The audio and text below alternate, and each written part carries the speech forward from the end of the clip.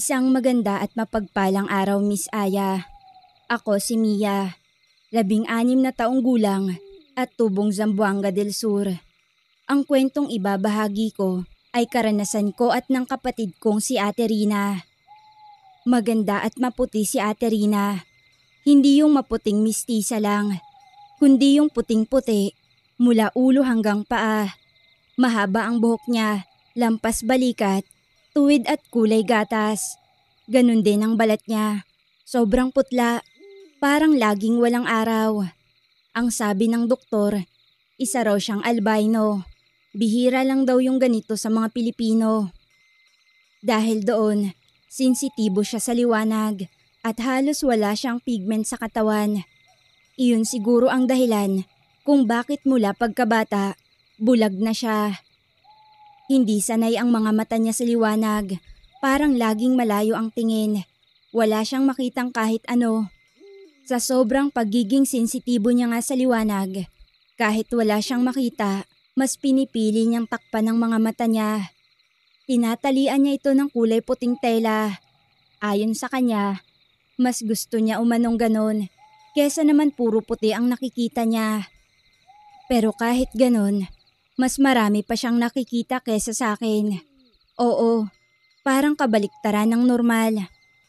Palagi niyang alam kung nasaan ang mga gamit, kung sino ang papalapit, at minsan kung may panganib. Ang sabi niya, may gabay siyang diwata. Noong una, bata pa lang ako, aliw na aliw ako sa mga kwento niya. Pero ngayong medyo nagkakaisip na ako, iniisip kong siguro gawa-gawa lang yun para hindi siya matakot. Miss Aya, araw-araw ganito ang takbo ng buhay namin. Gumigising kami ng 6:00 ng umaga. Ako ang tagaluto ng agahan. Karaniwang lugaw o sinangag lang dahil salat sa budget. Si ate naman, kahit bulag, nakakatulong siya sa pagwawalis sa loob ng bahay. Kabisado niya na ang bawat sulok nito. Pagkatapos kumain, nililigpit namin ang mga kaldero. Tapos pupunta kami sa bahay ng Tita Carmen sa kabila ng sapa. Tumutulong kami sa paggawa ng walis tambo at minsan sa pagbibilang ng kamote o mais na inaani ng asawa niya. Kapalit nun, binibigyan kami ng bigas o kape. Sa hapon, umuwi kami sa kubo naming gawa sa sawali at pawid. Kung hindi ako nagsasampay, nakaupo lang kami ni ate sa harap ng bintana. Dito na naman siya nagsisimulang magkwento.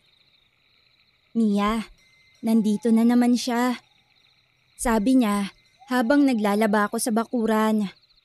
Sino? Tanong ko, bagamat alam ko na ang sagot. Paulit-ulit namang ganong palagi. Ang gabay ko. Sabi niya, may kakaibang nangyayari sa paligid. Parang may gumagapang na dilim. Hindi ako sumagot. Ayoko na sanang palakihin pa ang usapan. Nasanay na ako sa mga ganyang linya ni ate. Pero kinikilabutan pa rin ako kahit papaano. Pagdating ng gabi, bago kami matulog, may isa siyang ginagawa. Uupo siya sa banig, humaharap sa bintana at ibubulong ang pangalan ng gabay niya. Hindi ko alam kung nagdadasal siya o kinakausap talaga yon. Salamat, alam kong nandyan ka lang. Mahina niyang sabi. Pagkatapos nun, matutulog na kami, tahimik, payapa. Pero nang gabing yun, nagising ako ng 2:00 ng madaling araw. Hindi ko alam kung bakit, pero parang may malamig na hangin na pumasok sa loob ng bahay. At doon ko siya nakita. Si ate, nakaupo pa rin sa harap ng bintana. Lumingon siya at ngumiti sa akin. Hindi ko alam kung paano niya nalaman na nagising na ako. Hindi pa naman ako gumagalaw o bumabangon sa kinahihigaan ko. Hindi ka niya gusto, Mia. Aniya. Sino? Masungit kong tanong. Yung pumapadpad sa paligid. Hindi siya tulad ng gabay ko. Isa siyang anino. Hindi ko inintindi ang mga sinabi niya. Sa halip ay natulog na lamang ako ulit. Sa isip-isip ko pa, Napapraning na naman si Ate Rina. Gumising ako ng medyo masama ang gising. Ewan ko kung dahil sa malamig na simoy ng hangin kagabi o dahil sa kakaibang sinabi ni ate bago ako tuluyang matulog ulit. Basta ang alam ko, pagmulat ng mga mata ko, naiinis na agad ako nang makita kong nakangiti na naman siya at nakaharap sa may bintana. Magandang umaga, bati niya habang nakaharap sa kawalan. Sana all masaya. Kagabi ka pa nakaupo dyan no? Sabi ko sabay iling. Nagising kasi ako. Gusto kong marinig ang hangin. Tahimik siya, pero may ibinubulong. Napailing ako. Eto na naman kami. Ate, please lang. Ang aga-aga. Huwag mo kong simulan ng mga espiritu mong naka-TNT. Mia, hindi siya espiritu. Gabay ko siya. Hindi siya umaalis. Pinoprotektahan niya ako. Mahinahon niyang sagot. Napabuntong hininga na lamang ako. Okay, sige. Pero gabay lang ba talaga? O baka naman gawa-gawa mo lang yan para feeling special ka? Masama ang ugali mo ngayong umaga. Anong napanaginipan mo? Binasted ka ba? Excuse me ate. Wala akong panahon sa jowa-jowa. At kung meron man, sure akong mas gwapo sa mga Diyos-Diyos ang imaginary friend mo. Hindi nga siya imaginary friend. Oo na, diwata, may pakpak, may magic. Ay nako, kape na nga muna tayo bago mag-umpisa ng drama. Tumayo na nga ako at nagtungo sa kusina, saka sinimulang pakuluan ng tubig. Habang inaayos ko ang pang-agahan, napatingin ako kay ate. Hindi siya kumikibo.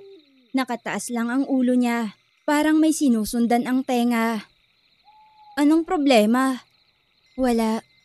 Sabi niya lang, mag-ingat daw tayo mamaya. Sabi ko na nga be. Hindi pa nga ako nakakapagkape. May warning na agad. Baka may masamang mangyari. Sabi niya, huwag tayong magpaabot ng hapon sa daan pa uwi. Ate, sa panahon ngayon, mas matatakot ako sa totoong tao kesa sa mga di nakikita. May naninikwat ng laman loob, may nagnanakaw ng bigas, tapos ikaw, nag-aalala ka sa babala ng diwata mo. Hindi ko sinasabi to para matakot ka, Mia. Sinasabi ko para makinig ka. Opo, noted. Hindi na siya nagsalita. Inayos ko ang pagkain, kanin at pritong talong. Saka tahimik na kaming kumain. Pagkatapos ng agahan, tumawid kami sa kabila ng sapa para tumulong na naman kay Tia Carmen. May kaunting init na sa sikat ng araw, pero mahangin pa rin. Napansin kong parang mas madalas tumingin si ate sa paligid kahit bulag siya. Ate, kahit kailan ba, nakita mo na talaga siya? Tanong ko habang naghihiwa ng kamote. Hindi ko siya nakikita, Mia. Nararamdaman ko siya at naririnig ko. So, boses lang? Hindi lang. May lalim. May lakas. Hindi siya basta boses. Boses siyang, alam mong makapangyarihan. Ganon din naman yung boses ni Tia Carmen pag galit. Di naman siya diwata. Napailing na lang si ate. Ako naman, natawa sa sarili ko. Habang pauwi na kami bandang 3:00, muli siyang nagsalita. Mia, pakibilisan natin. Parang may mali. Seryoso ka na naman?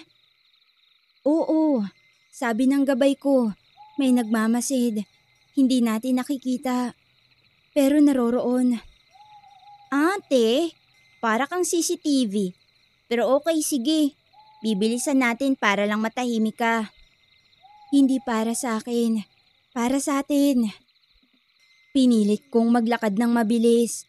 Kahit paramdam ko ang bigat ng hangin sa paligid. Hindi ko alam kung dahil lang sa mga sinasabi niya o talagang may kakaibang presensyang dumidikit sa hangin. Pagdating namin sa bahay, Diretso siya sa may bintana. Ako naman, pinagsalansan ang mga tinabas naming gulay sa ibabaw ng mesa. Habang abala ako sa kusina, bigla siyang nagsalita. Pula raw ang mga mata. Ano? Yung isa, may marka sa leeg. Pula ang mata. Maaamoy mo ang alak bago pa simulang dumating. At saan mo nakuha ang info na yan? Exclusive ba yan sa Gabay Network mo? Mia, makinig ka. Bukas, huwag tayong magpapadilim sa daan. At kapag may nakasalubong tayong ganun ang itsura, tumakbo tayo. Huwag ka nang makipag-usap. Naiinis na akong tumitig sa kanya. Tahimik. Hindi ako kumibo. Pero totoo lang, may gumagapang nakilabot sa bato ko. Kasi parang may katotohanan sa mga sinasabi niya. Pero pinilit kong itago ang kaba sa likod ng inis. Sige ate, bukas. Susundin ko na yung gabay mo. Pero kapag wala namang nangyaring masama, ikaw ang maghuhugas ng plato buong linggo. Walang problema. Basta makinig ka. Gabi na. Nakahiga na kami. Si ate, tulog na yata. Pero ako, gising pa rin. Iniisip ko yung sinabi niya. Totoo kaya o napapraning lang siya. Pero hindi ko maiwasang mapaisip. Paano niya nalaman yung mga detalye? Yung pulang mata, yung marka sa leeg. Hindi ko alam kung masyado lang akong sensitibo o kung totoo talaga. Pero paggising ko kinabukasan, may kung anong bigat sa dibdib ko. Maaga pa lang, parang masyado ng tahimik ang paligid. Wala yung karaniwang ingay ng manok ng kapitbahay. Wala rin yung mga huni ng ibon sa punong malapit sa kubo namin. Lahat parang nakatigil. Ate, pagod ako. Pwede bang dito na lang tayo ngayon? Huwag na tayong tumulong kina Tia Carmen. Bungad ko habang nilalagyan ng tubig ang kaldero. Hindi pwede. Sabi ng gabay ko, kailangan nating harapin ang araw na to. Huwag tayong umiwas. Aba, may pa-face your fear ka pang nalalaman ngayon ha? Kung talagang may panganib, edi umiwas na tayo. Bakit natin sasalubungin? Hindi lang iwas ang sagot, Mia. Minsan, kailangan mong maniwala na may magtatanggol sa'yo. Napailing ako. Hindi na naman kami magkakasundo. Bandang 8:00, nasa kabilang sapa na kami. Nagkakatinginan kami ng mga tao roon. Parang alam nilang may mangyayari, pero walang gustong magsalita. Si Tia Carmen, tahimik din. Mas madaldal pa siya kahapon. Tia, wala po bang ingay ngayon sa paligid? Parang, ewan ang tahimik. Tanong ko habang hinihiwa ko ang kangkong. Pansin mo rin pala. Ewan ko, parang may nagmamatyag. Nananahimik pati mga hayop. Parang natatakot sila. Bigla akong napatingin kay ate. Nakaupo lang siya sa lilim ng puno ng mangga. Pero tila alerto ang pandinig. Gumagalaw ang ulo niya paminsan-minsan. Tila sinusundan ang mga tunog na ako mismo ay hindi rin naririnig. Mag-aalas 3 na ng hapon. Uwi na tayo? Mas okay na maaga, diba? Yaya ko kay ate. Tumangulang naman siya. Tahimik kaming naglalakad. Wala ni isa sa amin ang nagsasalita habang binabagtas ang masukal na daan pa uwi. Tuyo ang lupa. May kaluskos ng mga tuyong dahon. Pero bukod doon, wala na. Walang ibang tunog. Walang huni ng ibon. Walang kaluskos ng hayop. Wala talaga. Hanggang sa naramdaman kong unti-unting bumibigat ang hangin. Para bang may nagbabadyang masama at doon ko siya nakita. Sa may liko ng daan, may 2 lalaki ang nakatayo. Ang isa may marka sa leeg. Yung isa, pula ang mata, amoy alak, halos maligo sa pawis. At pareho silang nakatingin sa amin, lalo na kay ate. Agaran akong kinabahan. Nanuyo ang lalamunan ko. Mia, sila na yun. Ate, halika na. Baka lasing lang. Baka lalagpas lang sila. Hindi sila lalampas. Mabagal kaming naglakad. Mahigpit ang pagkakahawak ko sa kamay ni ate. Sinubukan kong iwasan ang tingin nila, pero lumapit sila. Oy mga day, paano kayo rito? Ganda niyo ah. Sabi nung may marka sa leeg. Oo nga, tahimik ang daan. Pwede ba namin kayong samahan? Sabi pa ng isa. Kailangan na naming umuwi. May naghihintay sa bahay. Lakas loob kong sagot kahit na nanginginig ang boses ko. Aba, may schedule pala. Pero di pa kami tapos magtanong eh.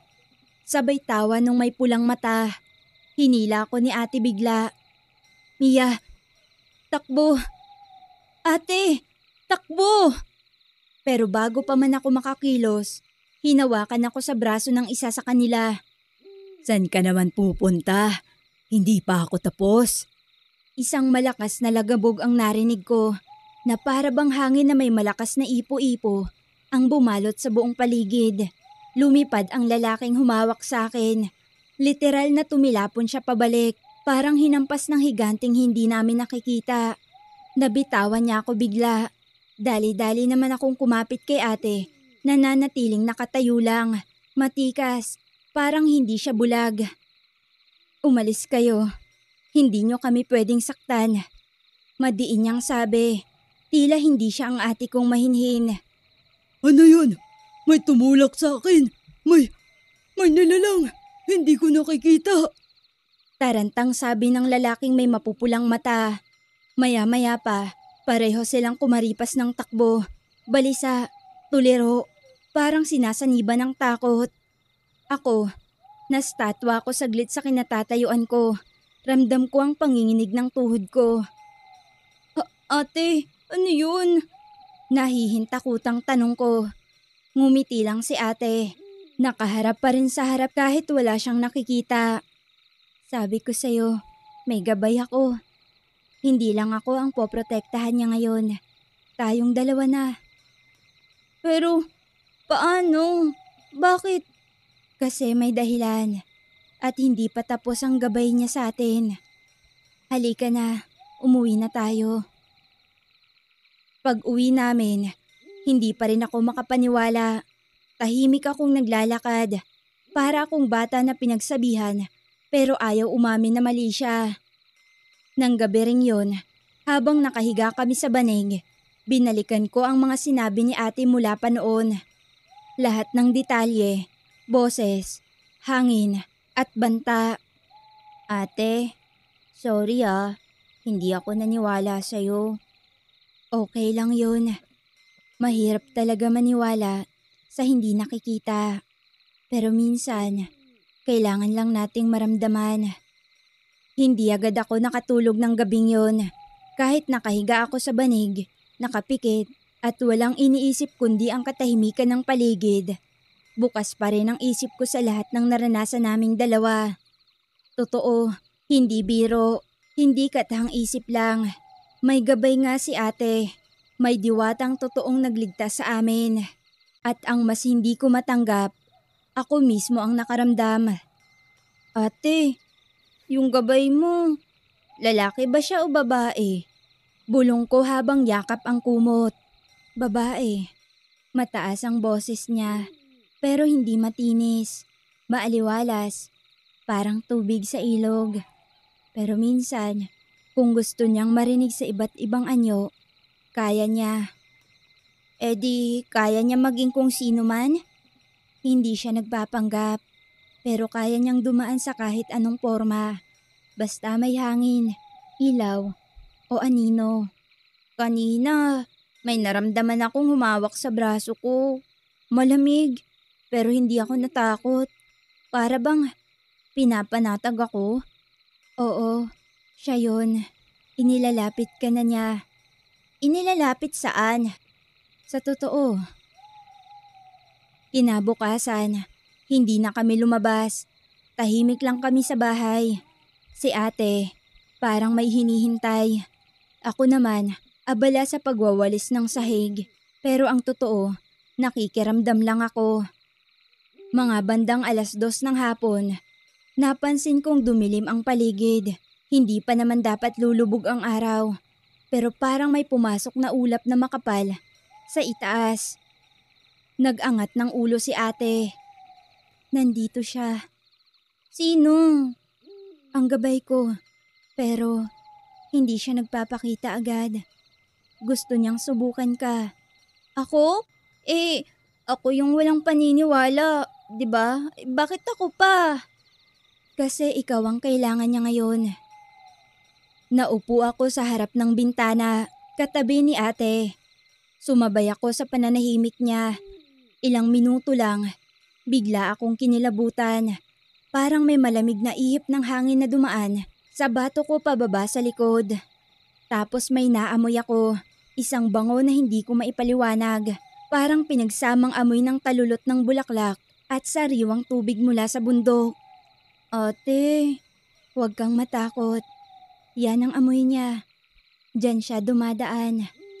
Biglang may gumalaw sa harap naming bintana. Isang liwanag. Hindi malakas, pero sapat para mapansin. Parang alo ng sinag na pilit pumapasok sa loob ng bahay. At doon ko siya narinig. Isang boses, mahina, halos pabulong, pero malinaw. Mia. Napatingin ako kay ate, pero hindi siya nagsalita. Ate, kinakausap niya ako. Ngumiti si ate. Narinig mo na siya. Bakit niya ako kinakausap? Kasi may kapalit ang kaligtasan natin at ikaw na ang pinili. Pinili? Para saan? Ate, teka lang. Parang ayoko ng tono ng kwento mo. Ngumiti si ate. Hindi nakakatawa. Hindi lahat ng pinipili gusto agad. Minsan, ikaw ang may hawak ng sagot.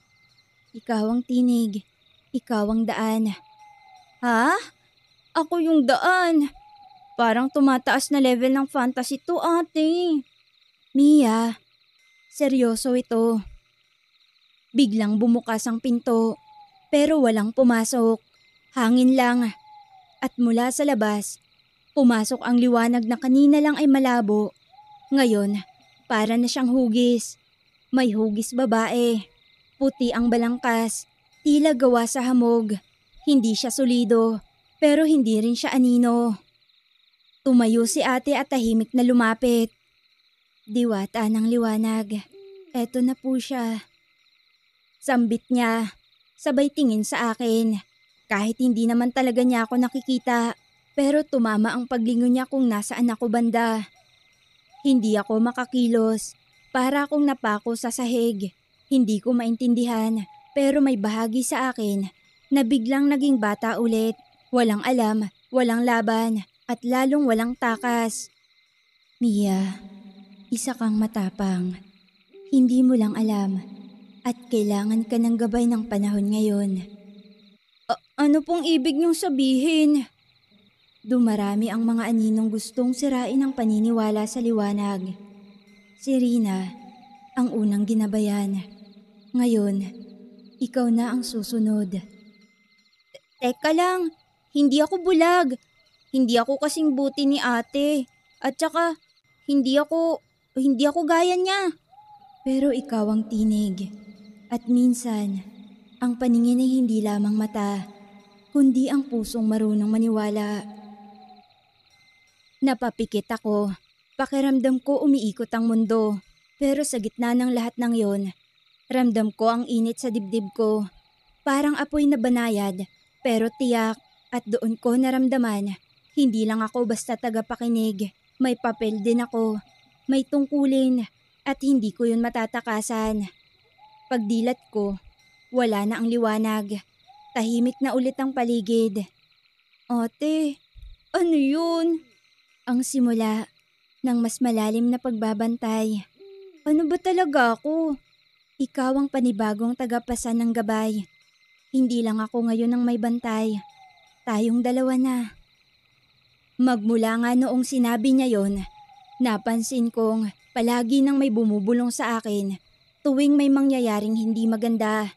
At alam kong ang gabay yon na pumoprotekta palagi sa aming dalawa ni Ate Rina. Hanggang dito na lang, Miss Aya. Maraming salamat.